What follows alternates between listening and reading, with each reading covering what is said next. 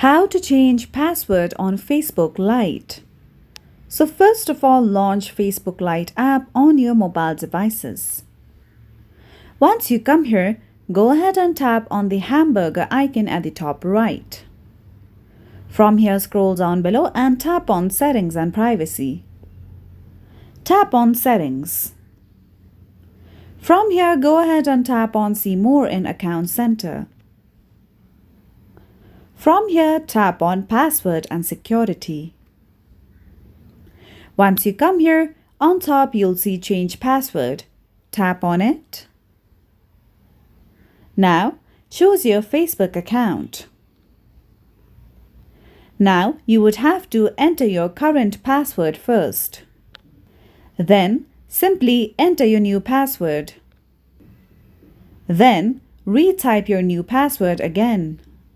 Once you do so, you can also tap on this box that says Log out of other devices. Choose this if someone else used your account. Now after this, at the bottom, if you tap on Change Password, you will successfully be able to change your password on Facebook Lite.